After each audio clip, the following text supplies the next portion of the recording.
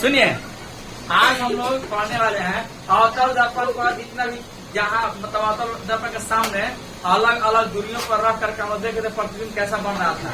अवतल दर्पण में क्या देखे कि एक बार केवल आभासी प्रतिबिंब बनता है जब अवतल दर्पण के फोकस और ध्रुव के बीच वस्तु को रखा जाता है, और उसके बाद सारा का सारा प्रतिबिंब कैसा बनता है, वास्तविक और उल्टा बनता है। नहीं है, ये आप लोग देख लिए। आज पढ़ने वाले हैं अवतल दर्पण के उपयोग के बारे में। अवतल दर्पण के उपयोग, अवतल दर्पण में कहाँ कहाँ उपयोग किया था, मारेंगे नहीं, समझाएंगे। हम मारते थोड़े हैं, ठीक है, मारते हैं। मैंने उत्तर के बदनाम कर रखी है, इस बंदा को बदनाम कर दिया हम आए हैं तो हम मार सकते हैं। चलिए, अवतल दर्पण के उपयोग, सुनिए, अवतल दर्पण का उपयोग कहाँ कहाँ किया जाता है, ठीक है। देखिए, अवतल दर्पण का एक जगह पर देखिएगा कि अवतल दर्पण का फोकस और ध्रुव के बीच में रखते हैं तो उसका प्रतिबिंब दर्पण के पीछे आभासी और वस्तु से बड़ा बनता है, वस्तु से बड़ा बनता है ना। अवतल दर्पण के सामने फोकस और ध्रुव के बीच में रखते हैं तो उसका प्रतिबिंब कहाँ बनता है, दर्पण के पीछे बनता है, आभासी प्रतिबिंब बनता है और सीधा बनता है, सीधा बनता है ना। सीधा आईना मुंह देखते हैं तो आपका प्रतिबिंब उल्टा दिखाई देता है, नहीं सीधा दिखाई देता है। हाँ, पार्श्विक ये हो सकता है, पार्श्विक उल्टा हो सकता है। पार्श्विक रूप से दाएं का बाएं, बाएं का दाएं दिखाएगा लेकिन उल्टा नहीं दिखाई देगा। तो इसका मतलब क्या है, उस दर्पण के सामने हम लोग सुने, उस दर्पण के सामने फोकस और ध्रुव के बीच में खड़ा है, तभी जाकर हम लोग का प्रतिबिंब उसके पीछे बन रहा है। हम लोग का देखिएगा आईना में खड़ा होगा ना, चेहरा थोड़ा सा मोटा दिखाई देता है, भद्दा दिखाई देता है, आपको इतना है नहीं होता दिखाई देता है उसमें, ठीक है, दिखाई देता है कि नहीं। इसका मतलब क्या हुआ कि प्रतिबिंब जो होता है वस्तु से बड़ा होता है, ठीक है। तो प्रतिबिंब वस्तु से बड़ा होता है, इसीलिए अवतल दर्पण का उपयोग दाढ़ी बनाने में किया जाता है। दाढ़ी जब बनाया जाता है तो उसमें अवतल दर्पण का उपयोग किया जाता है। किसका उपयोग किया जाता है, ठीक है, छू देंगे तुरंत एकदम सब दांत चल जाएगा अंदर। तो अवतल दर्पण का उपयोग दाढ़ी बनाने के लिए किया जाता है। क्यों? क्योंकि अवतल दर्पण का फोकस और ध्रुव के बीच जब हम खड़ा रहते हैं तो हम लोग का प्रतिबिंब वस्तु से बड़ा बनता है, इसलिए छोटा छोटा बाल भी रहता है ना, उसको बड़ा दिखाई देता है। इसलिए दाढ़ी देखने में मतलब उसको दिक्कत नहीं होता है कि कहाँ छूटा है, कहाँ क्या हुआ है, ठीक है। इसीलिए अवतल दर्पण का प्रयोग कहाँ किया जाता है, दाढ़ी बनाने में, ठीक है, दाढ़ी बनाने में किया जाता है।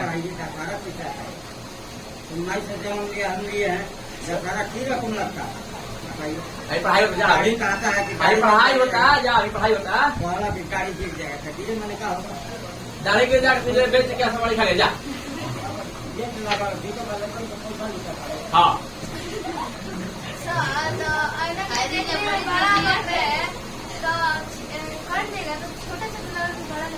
कटेगा तो बड़ा दिखाई देगा, थोड़ा सा बड़ा दिखाई देगा, बिल्कुल कटेगा, छटेगा, चाहे मुंह दिखाएगा, थोड़ा सा भाषा दिखाएगा, देखिएगा ना, जितना मुंह रहेगा सिंपल दिखाई इतना बड़ा दिखाई देता है आईना में, कुछ थोड़ा सा दिखाई देता है, ठीक है। तो इसीलिए दाढ़ी बनाने में किसका प्रयोग करता है, अवतल दर्पण करता है। आगे बढ़ते हैं। तो देखिए, ये जो होता है दर्पण आमतौर पर समतल दर्पण होता है, ठीक है, बढ़िया वाला लीजिएगा ना तो अवतल दर्पण तो उससे बढ़िया रहेगा। ये सब दर्पण ऐसे महाला बेचने आता है, सब समतल दर्पण होता है, एकदम प्लेन होता है, देखिएगा ना, ये जान देखते हैं ना, ये समतल दर्पण होता है, ठीक है। अवतल दर्पण देखिएगा, देखिएगा चेहरा थोड़ा सा बड़ा दिखाई देता है, ठीक है। चलिए, ये हो गया, किसना गया। दूसरा है कि गाड़ी का हेडलाइट देखे है ना, गाड़ी का हेडलाइट, उसमें अवतल दर्पण का उपयोग किया जाता है। आगे जो लाइट लगाता है देखिएगा, उसमें अवतल दर्पण का उपयोग होता है, ठीक है, अवतल दर्पण का उपयोग किया जाता है। क्यों? क्योंकि देखिए, जब हम वस्तु को किसी वस्तु को अवतल दर्पण के अगर फोकस पे रखते हैं ना, तो यहाँ से क्या होता है, अगर वस्तु को यहाँ पे रख दिया फोकस पे, तो यहाँ से आने वाले जो किरणें होती हैं परावर्तन, दर्पण से परावर्तन के बाद सीधे फोकस से गुजरती हैं। अगर वक्रता केंद्र की दिशा में गुजारे हैं तो ऐसे भी गुजारे हैं तो एक दूसरे के समांतर रहती हैं, और समांतर होती है तो बड़ी दूर तक जाती है, अनंत तक उसका प्रतिबिंब बनता है। इसलिए देखिएगा, गाड़ी का हेडलाइट होता है ना, एक जगह से लाइट जलाएगा ना, बहुत दूर तक उसका एकदम समांतर से किरण एकदम बहुत सारी निकलती है एक साथ, ठीक है। ये गाड़ी के हेडलाइट में, ठीक है, गाड़ी का हेडलाइट में, टॉर्च में, इस सब में ऐसा किया जाता है, ठीक है। तो इसलिए इसका गाड़ी खेती क्या होते हैं, इसका उपयोग टॉर्च में, वाहनों के मतलब किसी भी गाड़ी के हेडलाइट में इसका उपयोग किया जाता है। इसीलिए लिख दिया है कि टॉर्च वाहनों के हेडलाइट तथा सर्च लाइटों में अवतल दर्पण का उपयोग किया जाता है। अभी आप लोगों को दिखाया थे वो क्या होते हैं, वो टॉर्च देखा था ना, उसमें बहुत सारे समांतर किरणें बहुत सारी निकलती है एक साथ ना, निकलती है ये बहुत दूर तक जाती है, इसरो काटती नहीं है, एकदम सीधे समांतर किरण निकलती है नहीं। तो इसीलिए इसका टॉर्च वाहनों के हेडलाइट और सर्च लाइटों में इसका उपयोग किया जाता है। ठीक है, आ गया, किसी को दिक्कत है? नहीं दिक्कत है। आगे दिया है कि रोगियों का कान नाक देखने के लिए छोटी तो बहुत कान में जगह बहुत कम है। ठीक है, कान में जगह बहुत कम है, तो क्या करता है ना कि प्रकाश की किरणों को एकत्रित कर देता है। पढ़े ना आप लोग पढ़े थे कि अगर वस्तु को वक्रता केंद्र फोकस रहता है तो इसका प्रतिबिंब इधर बनता है अनंत और वक्रता केंद्र के बीच। ठीक है, तो उसको जगह को क्या करता है, थोड़े से जगह मिल जाकर उसको केंद्रित कर देता है। ठीक है, इसीलिए इसको रोगियों के कान नाक गला दांत ये सब देखने में इसका मदद किया जाता है। किसी को दिक्कत है? हाँ, अदर्पण का अवतल दर्पण पढ़ रहा है। ठीक है, अगला उपयोग इसका है कि सौर भट्टियों में सौर ऊर्जा जो होता है, सौर लगा होता है, देखा ना, सौर ऊर्जा में भी इसका अवतल का उपयोग किया जाता है। ठीक है, तो ये 4 उपयोग है, इसको बढ़िया से याद कर लीजिएगा, क्वेश्चन पूछा हुआ है, या तो अवतल दर्पण या उत्तल दर्पण। अवतल दर्पण का उपयोग को लिखें, 4 उपयोग बताए, क्या उत्तल दर्पण का उपयोग बताए, क्या क्या उपयोग है इसका। तो हम अवतल दर्पण का, हाँ ऐसे ही लिख देना, ऐसे लिख दीजिएगा। हाँ पूछिए, पूछ करने का होता है, पूछ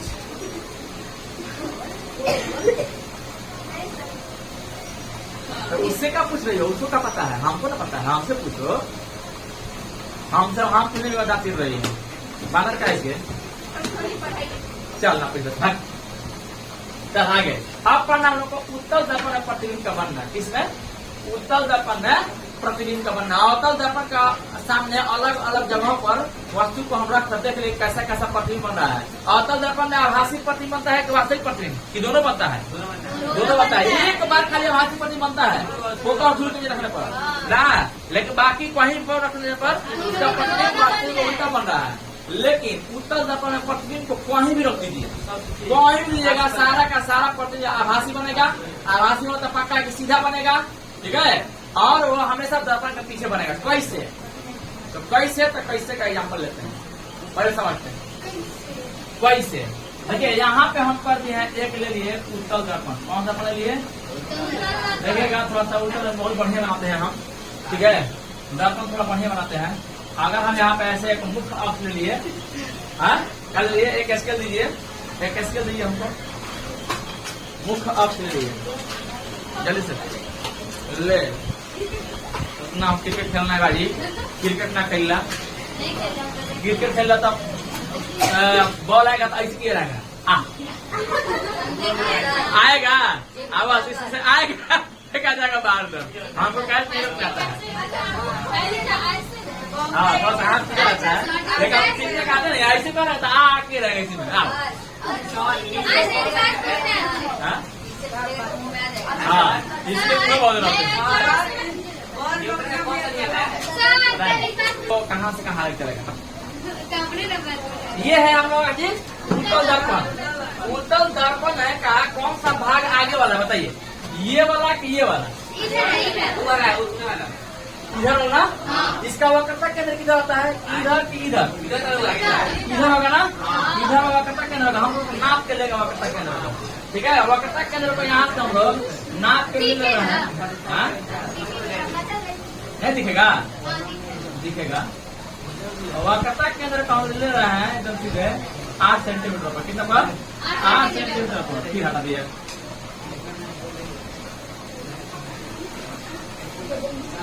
8 सेंटीमीटर और वस्तु का हो जाएगा कहाँ पर? ऐसा नहीं, फोकस इसका आधा होता है, तो ये हो जाएगा हम लोग का F ना है। अगर वस्तु को हम लोग कहीं भी रखना है, कैसा देखिएगा, हम क्या बता रहे आपको, वस्तु को अगर मान चलिए दर्पण के आगे ही रखिएगा जी, कहीं भी रखिएगा तो वस्तु कहाँ रखिएगा? दर्पण के आगे। तो हम दर्पण के कहीं पर वस्तु हमको यहाँ पर रख दिए, क्या रख दिए? यहाँ पर रख दिए। फिर क्या कर रहा है, यहाँ से रख दिए तो यहाँ से तो समांतर किरण जाएगी ऐसे, मुख अंश के साथ तक किरण जाएंगे, तो मुख अंश के समांतर किरण जाएगी, ऐसे जाकर टकराएगी, तो अभिलंब से कोण बनाते हुए परावर्तित जाएगी। अभिलंब से, तो अभिलंब तो इसका सी होता है, सब मिलाते हैं, क्या उत्तल चाहे अवतल, सी से वक्रता केंद्र से इसका कुछ खींचते हैं ऐसे ऐसे, तो ये इसका अभिलंब है।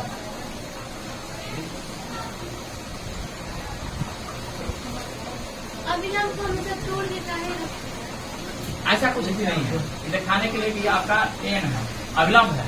तो अभिलंब से ये आई कोण बनाते हुए, आई कोण बनाते हुए आएगी, आपतित होगी, तो आर कोण बनाते हुए क्या हो जाएगी, परावर्तित हो जाएगी ऐसे, है ना।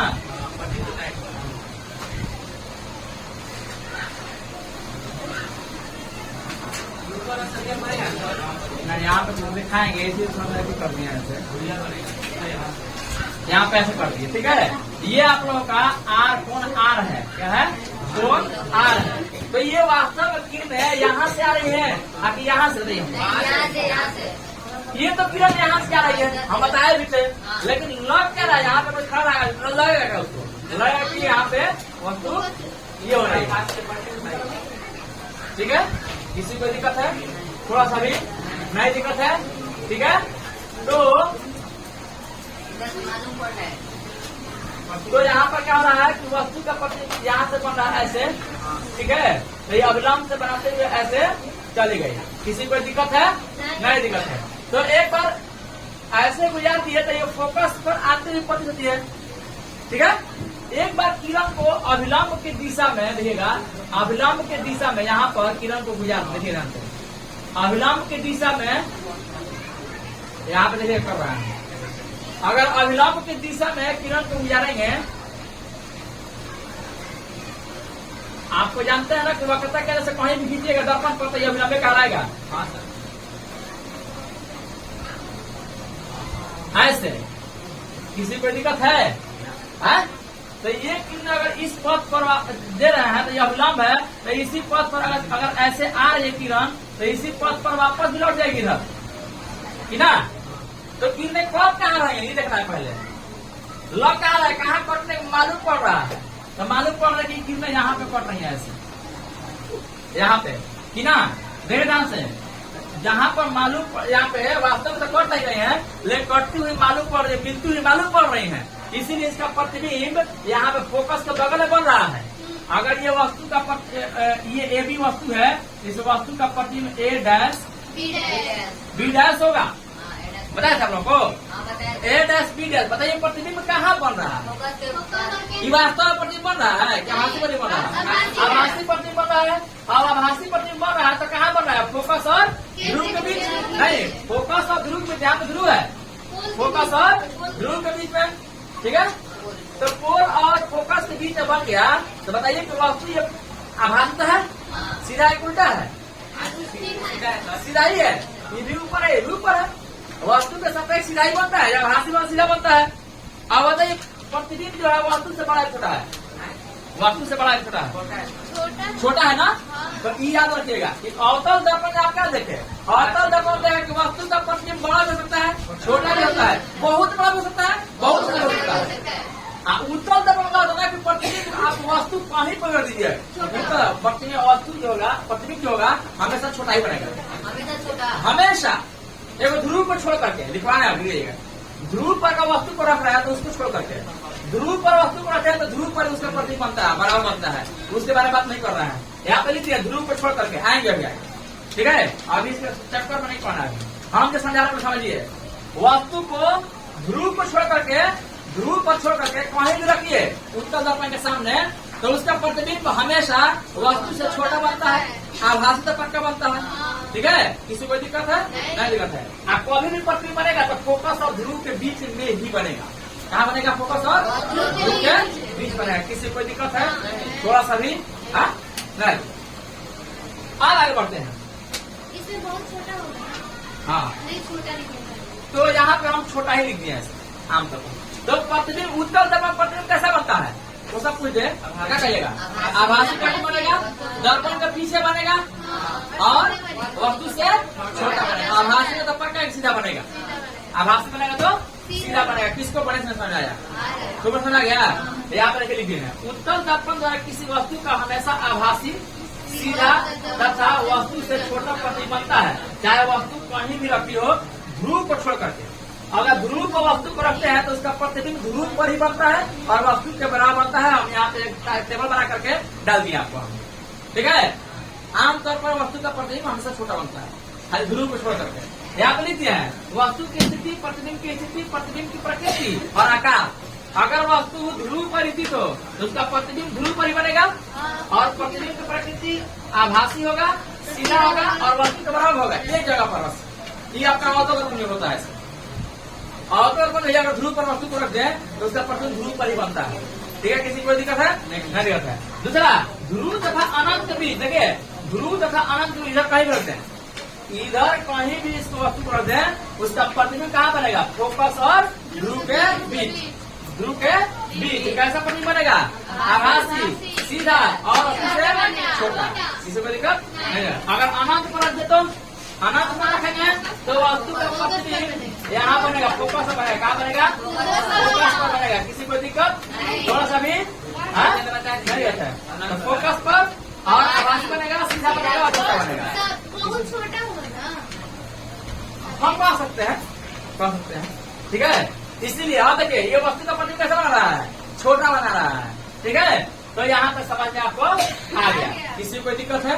थोड़ा सा भी दिक्कत नहीं होना चाहिए, है? नहीं दिक्कत है। अब आगे बढ़ते हैं।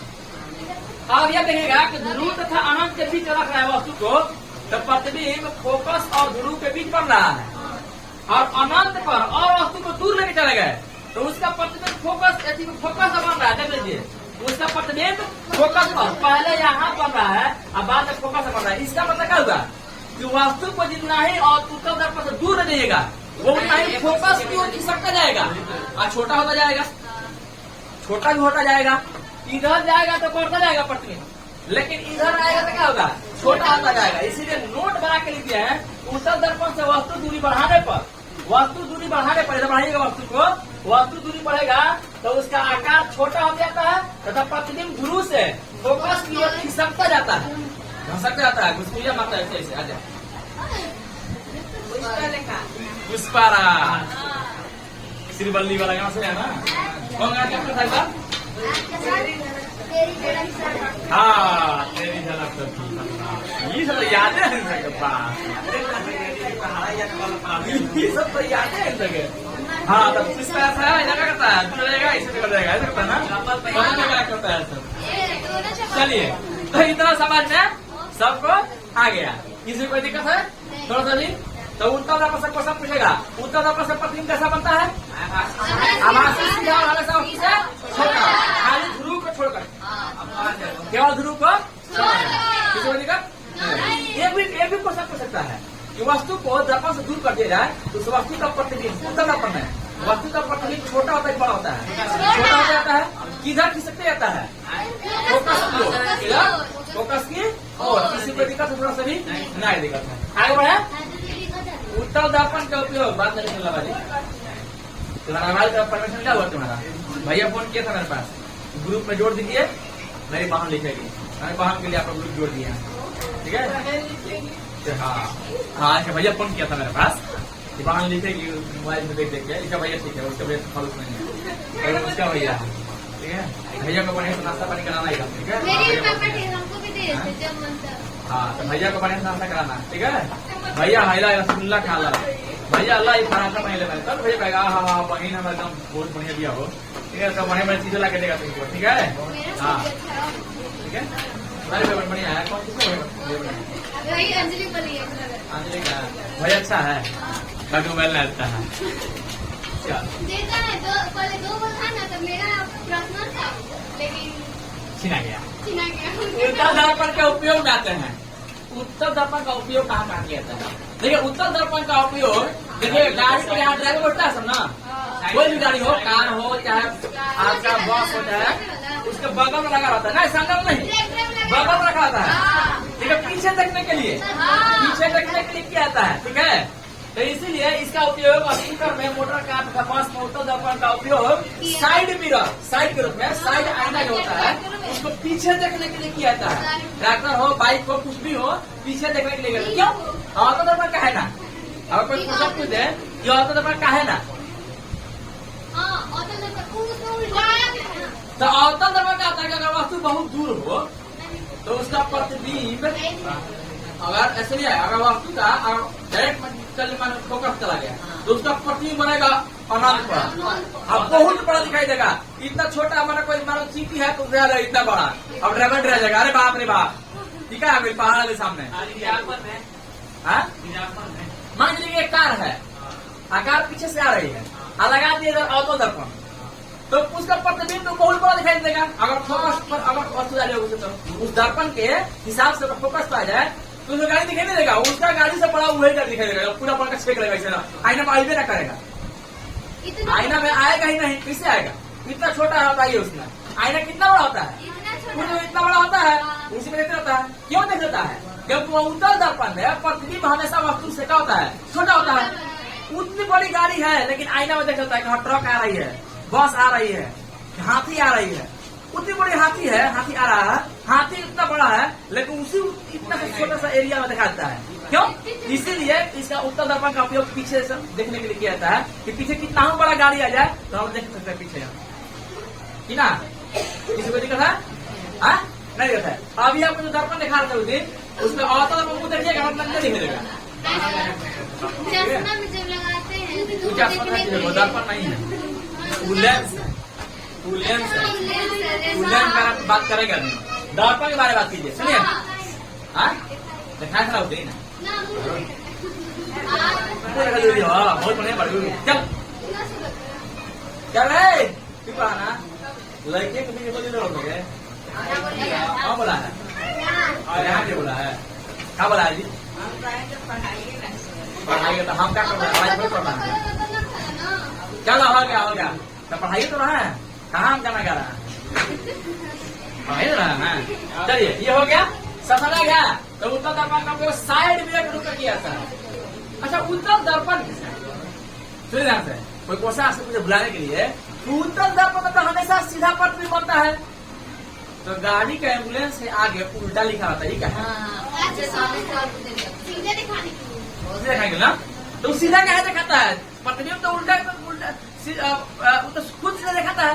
पार्श्विक से उल्टा होता है, दिखाई देता सीधा। हाँ, पार्श्विक रूप से उल्टा होता है। पार्श्विक उल्टा का मतलब क्या होता है? सीधा का उल्टा है। तो गाड़ी जब चलती है तो गाड़ी को उलट देते हैं, चाका ऊपर आ जाइए। हाँ हम लोग हाथ देते हैं, और ये कहिए कि दाया वाला बाएं दिखाई देगा, बाया वाला दाया दिखाई देता है, ये तक कह सकते हैं। एम्बुलेंस उल्टा लिखा रहता है तो उल्टा को सीधा कैसे करता है? ठीक है, दर्पण तो सीधा पर नहीं बनाता है, दर्पण तो उल्टा दर्पण तो सीधा पर नहीं करता है, तो उसको पलटने का जरूरत है। नहीं, जादू से नहीं, वो पार्श्विक रूप से सुने उल्टा नहीं करता। देखिएगा ध्यान से, वो खाली दाएं बाएं करता है। ध्यान देखिएगा, एम्बुलेंस अगर लिख दिया जाए अगर ऐसे में, तो एम्बुलेंस ऐसे लिखाएगा। देख लीजिए, एम्बुलेंस ऐसे दिखाई दे, ऐसे लिखिएगा आप लोग, एम्बुलेंस ऐसा लिखिएगा। आप लोग बैठिए, इंटरेस्टेड है तो बैठिए। ला हम लोग बने बैठेगा तो पूरा बात होता था, बस आगे बैठा था। एम्बुलेंस, एम्बुलेंस ऐसा लिखाता है, ऐसा लिखाता है। किधर से देखिएगा? बाएं से दाएं की ओर। लेकिन कहीं भी गाड़ी पर देख लीजिएगा, एम्बुलेंस इधर से लिखा आता है, ए बी इधर से लिखा रहेगा, U L A N C, ऐसे लिखा था। देखिए कहीं भी इधर से लिखा रहता है, देखिएगा ए ही लिखा है सीधा सीधा, ए भी सीधे लिखे हैं। देख लीजिए, देख लीजिए, यू भी सीधा लिखे हैं। ठीक है, तो इसका मतलब क्या होगा? सुनिए, खाली आपका उत्तल दर्पण बाएं को दाएं तरफ, दाएं के बाएं तरफ दिखाता है।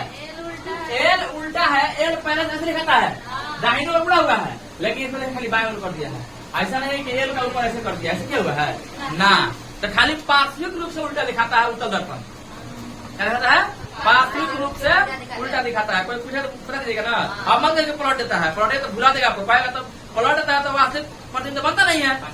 वास्तविक प्रतिबिंब तो ना उल्टा होगा, तो सीधा क्यों आप कह रहे हैं कि प्रतिबिंब में सीधा प्रतिबिंब दिखाता है, सॉरी उत्तल दर्पण सीधा प्रतिबिंब दिखाता है, तो आप कहीं क्या कह रहे हैं उलट देगा उसको, कहा उलट देगा नहीं, उल्टे पार्थिव रूप से उल्टा करेगा, खजाए को बाहर बाएं के दाएं।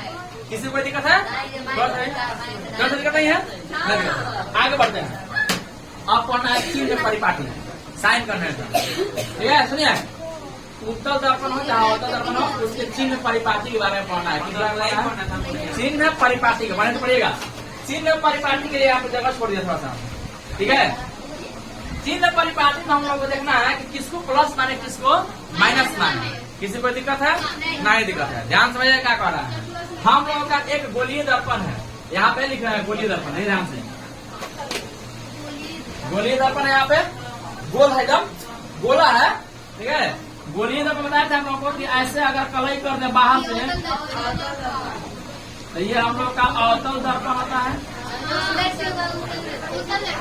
यहाँ से अगर ऐसे कर दें कलई, तो ये हम लोग का उत्तल दर्पण। किसी कोई दिक्कत? अच्छा, इसको बीचों बीच ऐसे घेर तो इसका व्यास होता है यहाँ से यहाँ तक। अगर बीच से इसका यहाँ पे बीच में जैसे केंद्रक होता है, तो इसको तो हम लोग त्रिज्या का वक्रता केंद्र कहते हैं, वक्रता केंद्र। और यहाँ से यहाँ तक की दूरी को वक्रता त्रिज्या, इधर से वहाँ से वक्रता त्रिज्या। अगर बीच से इसको काट दें, ऐसे ऐसे काट दें, देखिएगा दूर दर्पण बन गया हम लोग का। एगो अवतल दर्पण बन गया, इधर इसका वक्रता केंद्र ये हो गया, इसका वक्रता केंद्र ये हो गया। अलग बनाएंगे तो अलग अलग बनाए तो अलग थोड़ा छोटा क्या कर दिए, समझाने के लिए किया है, ठीक है। तो इसका वक्रता केंद्र इधर आ गया, इसका वक्रता केंद्र इधर आ गया, बताया था आपको, पढ़ाया भी। किसी कोई दिक्कत है? थोड़ा सा भी नहीं दिक्कत है। चिन्ह परिपाटी में और ध्यान दीजिएगा। चिन्ह परिपाटी में हम बना रहे हैं पहले अवतल दर्पण, यहाँ पे क्या बना रहे हैं? अवतल दर्पण। क्या बना रहे हैं? अवतल दर्पण, ऐसे, ठीक है। एक बार समझ लीजिएगा, पूरा का पूरा समझ में आएगा।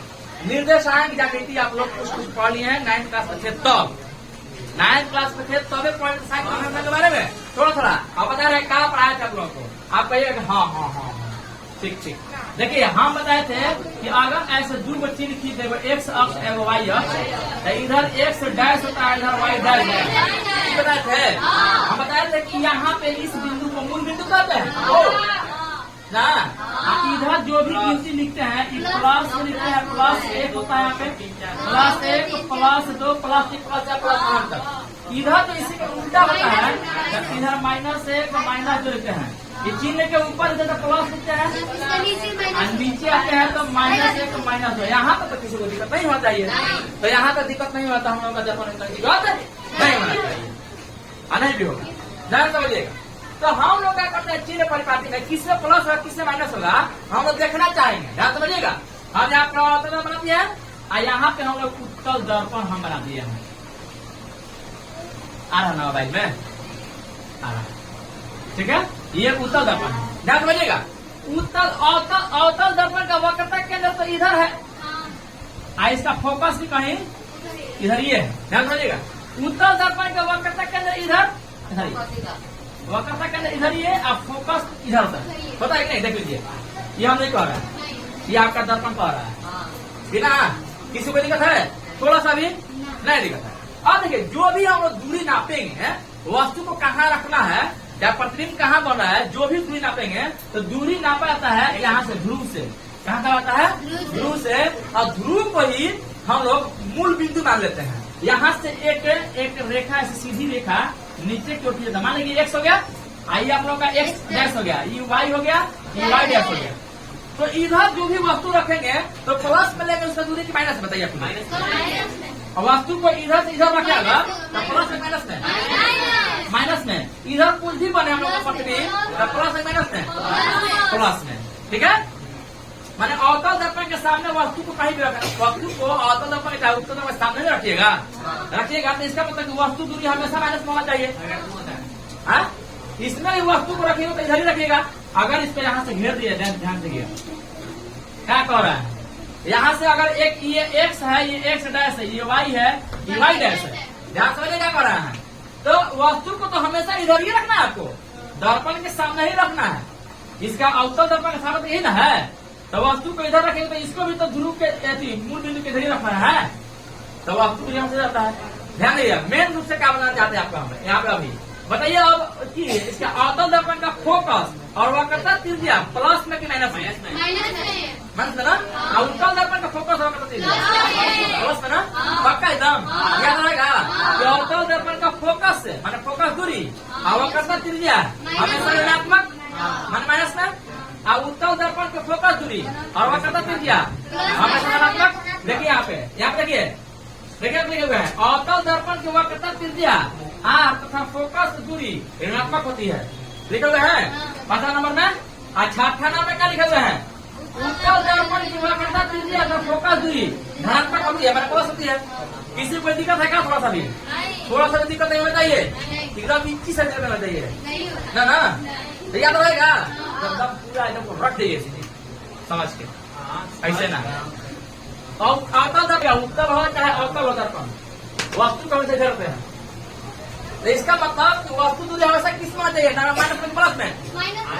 वस्तु दूरी अगर वस्तु को इधर रखना, मान लीजिए यहाँ पर दिए इसमें, तो वस्तु को इधर ही रखिएगा ना, तो वस्तु दूरी जो होगा हमेशा प्लस में माइनस में। बताइए हमेशा देखिए इधर हो रहा है, देखिए इधर मूल बिंदु से इधर कहाँ आता है माइनस ना। अगर वस्तु को यहाँ से रख रहा है तो सुनिए, कभी भी दूरी मापा जाता है तो यहाँ से ध्रुव से मापा जाता है, और ध्रुव को ही मूल बिंदु माना जाता है दर्पण में। ध्रुव क्या आता है? मूल बिंदु। तो वस्तु दूरी हमेशा क्या होता है? ऋणात्मक होगा। किसने बताया? वस्तु दूरी हमेशा ऋणात्मक होगा, किसी को दिक्कत है। अब बात रही प्रतिबिंब की। कभी कभी क्या होता है ना कि अगर फोकस और ध्रुव के बीच का वस्तु को रखते हैं, ध्यान दीजिएगा, तो इसका प्रतिबिंब इधर बनता है। इधर बताइए कि प्रतिबिंब का दूरी यहाँ से अगर बना इधर, तो इसका प्लस मिलेगा माइनस मिलेंगे? इधर रहेगा तो प्लस है मिलेंगे जी। यहाँ पे तो मूल बिंदु है, मूल बिंदु इधर दाहिने साइड क्या होता है? सब प्लस होता है। इसको इधर क्या समझ आ रहा है? आज ही बोले हैं तो अच्छा, चला जी, समझा जी, ठीक है जी। बाप रे, ए जी, हाँ ए जी ए जी ए जी कर रहा। चलिए सुनिए, तन्ना जी ऐसा पर बात नहीं है, समझा तो सुनिए ना कर रहा है। तो इधर से अगर वस्तु का पद इधर बन रहा है तो ई प्रतिबिंब प्लस में माइनस होगा ना। उत्तल दर्पण हमेशा इधर ही बनता है सर। तो उत्तल दर्पण हमेशा प्रतिबिंब क्या बनता है? हमेशा धनात्मक होता है। प्रतिबिंब दूरी, प्रतिबिंब दूरी क्या होगा? हमेशा धनात्मक होगा। किसी कोई दिक्कत है? थोड़ा सा भी नहीं दिक्कत है। अब फिर समझिए बराबर एक बार और, दर्पण उत्तल हो चाहे अवतल हो, उसका वस्तु दूरी हमेशा ऋणात्मक है। प्रतिबिंब खाली देखना है आपको, प्रतिबिंब चाहे जैसा बनेगा वैसा देखा जाएगा। किसी को दिक्कत? अगर वस्तु का प्रतिबिंब इधर बन रहा है, अवतल दर्पण ध्यान दीजिएगा, अगर प्रतिबिंब मान के लिए कि इधर बन गया, इधर यहाँ पे यहाँ प्रतिबिंब बन गया, तो इसका प्रतिबिंब दूरी धनात्मक नकल लीजिएगा। कोई नहीं बोल रहा। प्रतिबिंब हमारे वस्तु यहाँ पर है, इसका प्रतिबिंब बन रहा है यहाँ पे, तो यहाँ से लेकर यहाँ तक दूरी धनात्मक ऋणात्मक होगा। उत्तल दर्पण बताया थे आप लोगों को, उत्तल दर्पण का दूरी होता है हमेशा धनात्मक होता है। प्रतिबिंब दूरी है, प्रतिबिंब का दूरी बनता है सब। तो ध्यान से क्या कर रहा है, यहाँ देखा हुआ है, दर्पण के मुख्य अक्ष को निर्देशांक x डैश बनाता है। ये मुख्य अक्ष है, तो इसको x डैश बनाता है। लिखा दिए, किसी को दिक्कत है? नहीं। दूसरा, सभी दूरियां गोलीय दर्पण के ध्रुव से मापी जाती है।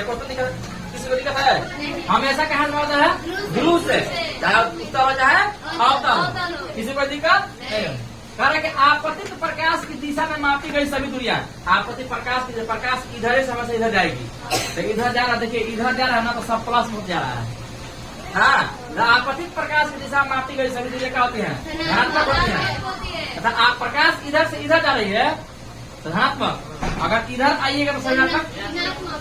आपतित प्रकाश की दिशा के विपरीत दिशा में मापी गई सभी दूरियां क्या होती है? धनात्मक होती है। किसी को दिक्कत है? किसी को कोई दिक्कत नहीं है। आप बताए थे आप लोग को, अब आते हैं इस पे कि अगर अक्ष के ऊपर रहेगा वायु वाला, तो वायु ऊपर सब प्लस होता है, और नीचे रहे तो माइनस में। किसी को दिक्कत?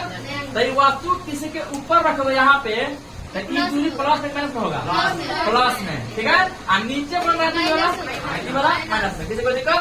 तो वही लिखा हुआ है कि चौथा नंबर में दर्पण के अक्ष x एक डैश के लंबवत ऊपर की ओर मापी गई सभी दूरियां धनात्मक होती है तथा नीचे की ओर ऋणात्मक होती है। किसी को दिक्कत है कि 6 का 6 पॉइंट आपके दिमाग में घुस गया है, भेजा में घुस गया, किसी को दिक्कत है तो सभी याद रहेगा ना कि वास्तु दूरी हमेशा क्या होता है, वास्तु का दूरी लेने पर हमेशा ऋणात्मक होगा, उत्तर दर्पण सामने में रहेगा। दिक्कत है खाली आपको प्रतिबिंब में, प्रतिबिंब कभी दर्पण के पीछे बनता है अवतल में, तो कभी दर्पण के आगे बनता है, उत्तर में हमेशा पीछे ही बनता है। किसी को दिक्कत है, थोड़ा सा भी दिक्कत नहीं है। तो यहाँ पे अब खत्म हो गया। हम लोग पढ़ना है आगे दर्पण सूत्र। क्या पढ़ना है? दर्पण सूत्र बराबर होता है 1/v प्लस 1/u बराबर 1/f, 1/v प्लस 1/u बराबर 1/f। चूंकि f बराबर r/2 होता है, किसी भी दर्पण का फोकस दूरी उसकी वक्रता त्रिज्या की आधी होती है। तो a बराबर r/2 होता है, तो इसलिए 1/v प्लस 1/u बराबर 1 है। मेन बाटा का f है तो f r/2 लिखिए। तो 1 मेन बाटा में r/2 है, इस सुधार के लिखे तो 1/1 गुना 2 में r कर देंगे, तो 2 में 1 से गुना कर तो 2 और बाटा में r। तो ये भी आप लोगों का एक फॉर्मूला आ गया है कि 1/v प्लस 1/u बराबर 1/f है, और फिर 1/v प्लस 1/u बराबर 2 में r। इसको उल्टा पलटा करके आपसे क्वेश्चन पूछता है, यहाँ से क्या कर देगा ना, मेन शुद्ध आपको ये दुनिया हो जाइए, यहाँ से क्वेश्चन क्या करेगा कि 1/v बराबर करके आपको 1/f माइनस 1/u कर देगा। इसको कर देगा 1/u बराबर नहीं करके 2/r माइनस 1/v कर देगा। हो सकता है भुलवाने के लिए कि निर्णय से कौन सही है, किसी को दिक्कत है? नहीं दिक्कत है। तो यहाँ तक क्वेश्चन आप लोगों को समझ में आ गया। आप सुनिए, दम एकदम ये आपको याद आता है, प्लस माइनस करने आपको आता है, किसी को दिक्कत है? नहीं दिक्कत है। तो अब यहाँ पे भी क्या है, यू क्या है, हम लोग समझेंगे। भी क्या है, यू क्या है। तो यू जो होता है ना लिख यहाँ पे, यू बराबर दर्पण का दूरी से वस्तु दूरी होता है। ध्यान समझिए क्या कर रहा है, यहाँ पे समझा रहा था आपको। ये वस्तु है आपका ए बी, क्या है ए बी। अगर यहाँ से यहाँ तक की दूरी ध्रुव से यहाँ से मान 5 सेंटीमीटर है, तो समझिए कि ये यू का मान है। किसका मान है? यू का मान है। क्या है? क्योंकि ये वस्तु है। ना सुनाया यू को वस्तु दूरी कहते हैं, अब भी जो होता है भी को प्रतिबिंब दूरी कहता है। कहाँ से? ध्रुव से। दर्पण के ध्रुव से दूरी को, दर्पण से ध्रुव के से प्रतिबिंब दूरी को भी कहते हैं। क्या कहते हैं? भी कहते हैं। ए बराबर तो फोकस दूरी जानते हैं, ए बराबर कहता है फोकस दूरी, आर कहता है वह कहता है यहाँ पे वस्तु रखे है ना, तो ध्रुव से वस्तु की दूरी को यू के द्वारा सूचित किया जाता है, यू के द्वारा सूचित किया जाता है। याद कर लीजिएगा, क्वेश्चन पूछेगा भी है कि वस्तु दूरी को किस तरह सूचित किया जाता है, यू के द्वारा, और प्रतिबिंब दूरी को भी के द्वारा सूचित किया जाता है। किसी को दिक्कत है? फोकस दूरी को एफ से और वस्तु की दूरी कैसी, वक्रता त्रिज्या को आर से। किसी को दिक्कत है? थोड़ा सा भी नहीं दिक्कत है। हाँ दिक्कत है, बोलिए क्या हो गया? कपड़ा कर लगा,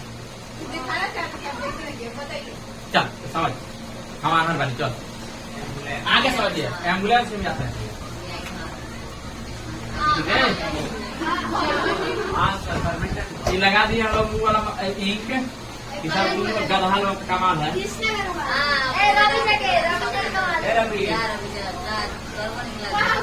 चलिए आ देखिए क्वेश्चन कैसे सॉल्व करता है। इस पर जरूर 1-2 क्वेश्चन पूछते रहता है हमेशा। क्वेश्चन कह रहा है कि 15 सेंटीमीटर फोकस दूरी के अवतल दर्पण से फोकस दूरी अवतल दर्पण से 60 सेंटीमीटर पर रखी गई एक वस्तु की प्रतिबिंब की स्थिति का पता लगाएं। सुन लीजिए कौन दर्पण कर रहा है। पहले समझने के लिए यहाँ पे लिखिएगा, पहले अवतल दर्पण क्या लिखेगा? अवतल दर्पण। ये अवतल दर्पण कौन बात कर रहा है जी? कौन बात कर रहा है? इतना बात करो। ये अवतल दर्पण हो गया। अवतल दर्पण पर 15 सेंटीमीटर फोकस दूरी है। फोकस दूरी कितना है इसका? 15 सेंटीमीटर। ये आपका एफ है, तो यहाँ से यहाँ तक की दूरी 15 सेंटीमीटर। ध्यान देगा, कह रहा है कि वस्तु को रखा गया 60 सेंटीमीटर पर। एक वस्तु को यहाँ पर रख दिया गया है, मान लीजिए ए भी वस्तु है यहाँ पर, इसको यहाँ से यहाँ तक दूरी को तो हमेशा ध्रुव से लीजिएगा ना, तो ये तो 60 सेंटीमीटर है। तो कह रहा है ना कि उसका प्रतिबिंब की स्थिति का पता है, प्रतिबिंब कहाँ बनेगा। ठीक है, तो हम लोग देखते क्या है, देखिए ये आपका दिया है फोकस दूरी, इसका मतलब क्या कि एस का मान दिया हुआ है, तो अवतल दर्पण का फोकस दूरी हमेशा किस में होता है? ऋणात्मक ऋणात्मक ऋणात्मक, तो इसीलिए एफ का मान -15 सेंटीमीटर लेंगे। वस्तु को इसी साइड रखते हैं और दर्पण सामने रखिएगा ना, तो वस्तु दूरी को तो यू के द्वारा सूचित करते हैं। यू तो यू का मान कितना आ जाएगा? +60 की -60? मेरा प्लस ना होता ही माइनस होता ही, काहे माइनस होता ही? काहे से कि ध्रुव से इधर है तब माइनस होगा, माइनस होगा, प्लस होता ही, प्लस ना होता ही, माइनस होता ही। -60 सेंटीमीटर कि ना? नहीं तो कोई दिक्कत नहीं है, हो जाता है। तो माइनस का क्या बताइए? अभी बताया ना कि वस्तु को हमेशा इधर उधर रखना है। तो देखिए बाएं साइड भागते हैं तो माइनस होता है सब, इसलिए वही वस्तु का दूरी क्या होता है? -60। अब भी का मान आपसे पूछ रहा है, क्या पूछ रहा है? भी बराबर क्या होगा? तो चूंकि जानते हैं कि 1/v प्लस 1/u बराबर 1/f होता है, इसलिए 1/v बराबर 1/f अब -1/u हो जाएगा। हाँ, तो इसलिए 1/v बराबर 1/f है। 1/f तक 1 अब बटा में -15 हो जाएगा सेंटीमीटर। किसी को दिक्कत है? -1/u, तो 1 बटा में u का मान -60 सेंटीमीटर है। किसी को दिक्कत है? थोड़ा सा ब्रैकेट में लीजिएगा। थोड़ा सा ये क्या हो गया? कौन होता है? क्या बात कर रहा है? क्या हो गया?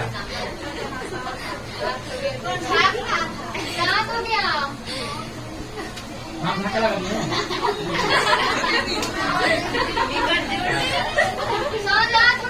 जहाँ झाँकना शुरू की है, रुकिए, रात हो गया तो सुनिए इस बात है, छोड़ दें, कागज फाड़ लें। इसलिए 1/v देखिएगा ध्यान से, माइनस को नीचे रखते नहीं है, तो माइनस को ऊपर ले लीजिए थोड़ा देर के लिए। किसी को दिक्कत? -1/15 सेंटीमीटर, आई माइनस में इन पर जाएगा, माइनस प्लस हो जाएगा 1/60 सेंटीमीटर। किसी को दिक्कत है? हम यहाँ पर सॉल्व कर देंगे क्योंकि वीडियो में आएगा नहीं, ठीक है? यहाँ पे कर रहे हैं। इसलिए 1/v बराबर -1 में पूरा बांटा लीजिए। आप 15/60 का एलसीएम निकाल दीजिए, कितना जाएगा? 15/60 का एलसीएम 60 सेंटीमीटर हो जाएगा। 70 सेंटीमीटर तो 15 चौक का 60, 4 कम, -4 आपकी प्लस 60 है कम 60, तो यह -1 हो जाएगा। तो इसलिए 1/v बराबर -60 सेंटीमीटर 60 हो जाएगा। इसलिए 1/v बराबर -1 में 20 सेंटीमीटर।